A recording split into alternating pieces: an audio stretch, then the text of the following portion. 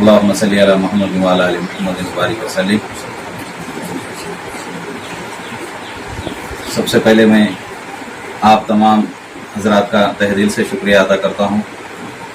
جو اس دعوت پر شرکت کریں۔ یہ چھوٹی سی نذرانہ جو رمضان مبارک کے تعلق سے جو گزشتہ سال سے شروع کیا گیا تھا، یعنی لاک ڈاؤن اور کرونا کی وجہ سے جو پریشان حال تھے، اس ملک میں جو کرونا کا وبا جو پھیلا ہوا ہے، اور اس میں زیادہ تر امام، مؤذنین اور خادمین کو زیادہ متاثر ہوئے ہیں۔ اسی مد نظر رکھتے ہوئے ہم نے گزشتہ سال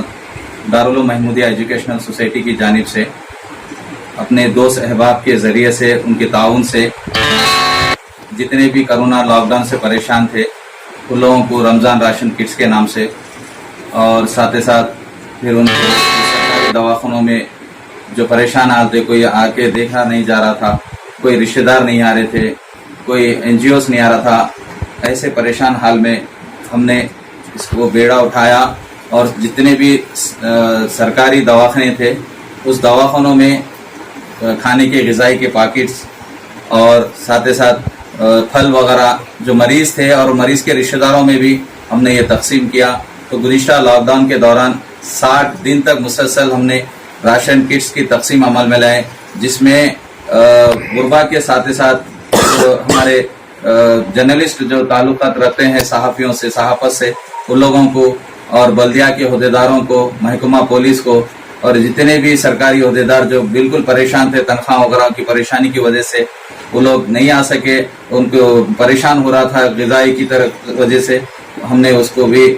بیڑا اٹھا کر ان کو بھی، ان لوگوں نے ہم راشن کٹس کے نام سے تقسیم کیا تھا۔ پھر ساتھ ہی ساتھ پھر ایک دورہ ہوا ہم لوگوں کا کہ بھائی جو دیہات اضلاع کے جو مساجد ہے،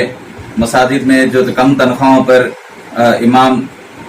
خطیب، مفتیاں جو کم تنخواہوں پہ جو خدمت انجام دے رہے ہیں، ویسے لوگوں بھی بہت پریشان حال تھے۔ ہم نے گزشتہ سال ہمارے جناب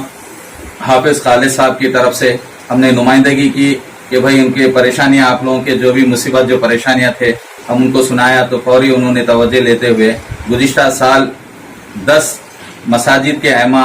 مؤذنین اور خادمین کو ہم نے نذرانہ عطیہ کے طور پہ ہم لوگ رمضان عطیہ کے نام سے نذرانہ پیش کیا تھا۔ پھر ساتھ ساتھ یہ سال بھی میں نے ان کو التجا کی کہ صاحب گزشتہ سال جو پریشان تھے، یہ کرونا کا رات کا کرفیو ہونے کی وجہ سے پریشانی ہو رہی ہے، مصیبت ہو رہی ہے، اگر انشاءاللہ اگر اس بار بھی ہم کو کچھ تعاون کرے، ان لوگوں کے لیے کچھ مدد کرے تو اس کا اللہ تعالیٰ اجر دیں گا۔ انہوں نے فوری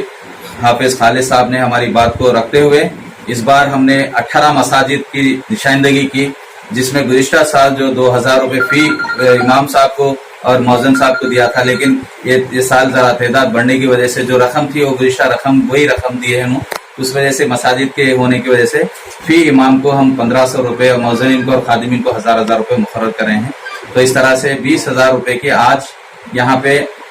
تقسیم عمل میں لائی جا رہی ہے۔ 18 مساجد، جس میں حیدرآباد کے علاوہ دندیگل ہے، خیسر نگر ہے، اور اپنے دندیگل پٹن چور ہے، اور میرچل ہے، اور روئی پلی ہے، یہ جس طرح سے 18 مساجد ہے جو اس کو اس وقت اس کی تقسیم عمل میں لائے ہیں۔ میں آپ تمام حضرات کا تہ دل سے شکریہ ادا کرتا ہوں، ساتھ ہی ساتھ حافظ ہمارے خالد صاحب کے لیے اور ہماری عمر درازی کے لیے ہم کو دعا میں یاد رکھیں، ہمیشہ دعا میں یاد رکھیں، صحت اور عافیت کے لیے، اور ساتھ ہی ساتھ کرونا